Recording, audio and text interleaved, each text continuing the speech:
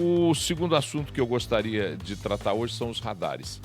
Mas para falar de radares, eu vou falar da gestão da cidade. Ontem eu voltava do aeroporto de Confins à noite. Você tem que pegar, por exemplo, a Cristiano Machado e fazer um exercício para desviar de buracos. A partir do momento que você passa ali do shopping estação, você começa a fazer um rally dentro da cidade. Ou seja, eu desvio de um buraquinho aqui, outro buraquinho ali, outro buraquinho aqui, outro buraquinho ali. E aí a cidade está mal conservada, mas tem radares. O que é um contrassenso, porque você não consegue andar na cidade em velocidade. E a pergunta que eu faço é, você enche a cidade de radares? Perfeito. Mas os radares têm colaborado para a diminuição do número de atropelamentos, por exemplo? Não, porque o número de atropelamentos em Belo Horizonte aumentou. Os radares têm colaborado para que se diminua o número de acidentes por alta velocidade? Não.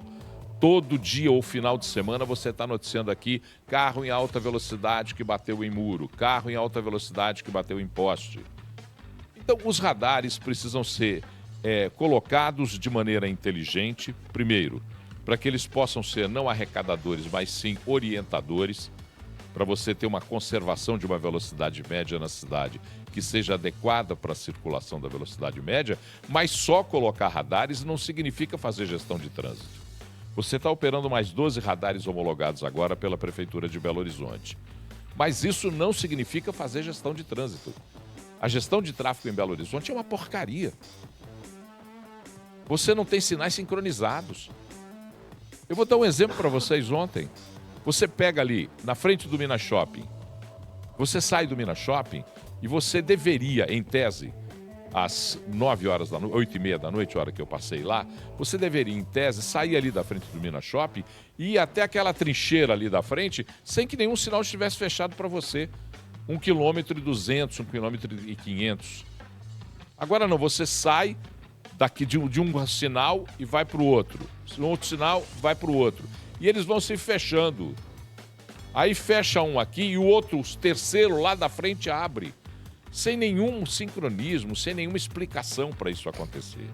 Então é um trânsito burro, mal gerido, um trânsito que não tem intervenção, que não tem engenharia.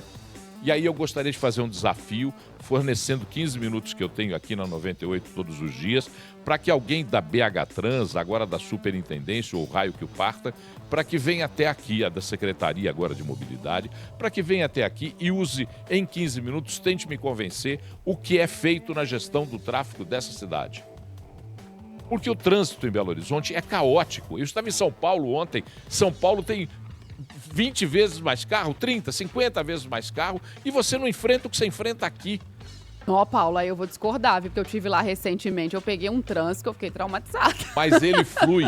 O não trânsito em São Paulo quando eu flui. tava lá, não, viu? Você entra na 23 de maio, entra na Juscelino, tem carro pra caramba, mas anda.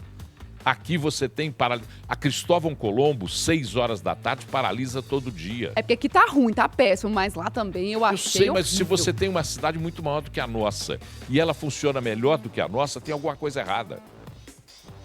Tem alguma coisa errada. Se uma cidade maior do que a nossa funciona melhor do que a nossa, se um trânsito mais complicado funciona melhor do que o nosso está errado, Carol. Não tem jeito, o nosso está errado. É essa discussão que a gente tem que ter. Então, tá aí, se criou uma nova Secretaria de Mobilidade Urbana, que o secretário de Mobilidade Urbana seja alguém do ramo, alguém que conheça a mobilidade urbana e que pare de fazer cabide de emprego para quem vai fazer gestão de transporte de passageiros em Belo Horizonte. Já que fez a comparação, Paulo, rodízio de veículos seria uma opção para Belo Horizonte, assim como acontece ali em algumas áreas de São Paulo? Se defendido de maneira técnica, se feito de maneira técnica, porque o meu medo em Belo Horizonte é o seguinte, eles trazem as soluções e jogam a solução. Eles não têm defesas técnicas para soluções. Fizeram lá as contenções, faixas de contenção dos motociclistas à frente do sinal de trânsito, né? Quando põe o motociclista à frente do sinal de trânsito. Os carros vão para lá e ninguém fiscaliza. Você entendeu? Então não adianta nada. Má gestão de transporte, má gestão de trânsito, aliás, má gestão de tráfego e de transporte de passageiros também, causa isso que a gente está vendo aqui, é absolutamente caótico o trânsito. É caótico. Veja o asfaltamento das ruas em Belo Horizonte, Carol. Eu vou dar um exemplo para você. Eu pego todos os dias a Santa Rita Durão, entre Alagoas e a Praça da Liberdade. Aquilo ali é rally, é Paris-Dakar aquilo. Sabe, não dá para a gente imaginar que um trânsito, que uma rua em Belo Horizonte, qualquer que seja o lugar, no Gorduras, na Savassi, no Barreiro e Venda Nova, qualquer que seja o lugar, não dá para imaginar que a pavimentação seja ruim, não dá para imaginar que não tenha sinalização de trânsito. Nós não temos sinalização, nós não temos placa de pare, nós não temos placa de indicação. Solta alguém de fora e fala assim, vai pro Expo Minas. Solta ele lá no Saudade e manda ele pro Expo Minas. Ele vai ficar desesperado, porque não tem nada que diga para onde ele está indo. Então, tudo isso tem que ser discutido de maneira clara.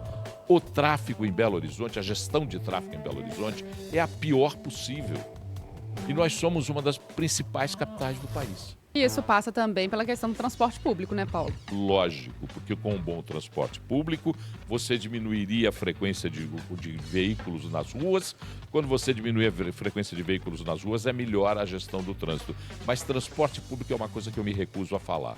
Porque transporte público está na mão de gente incompetente, gerindo o transporte público de maneira incompetente e de gente incompetente executando o transporte público. O Setra é incompetente, a Sumob é incompetente, a BH Trans é incompetente. Então o transporte público não dá nem para ficar falando muito não, mas eles gostam de subsídio. Manda 20 bilhões que está tudo resolvido.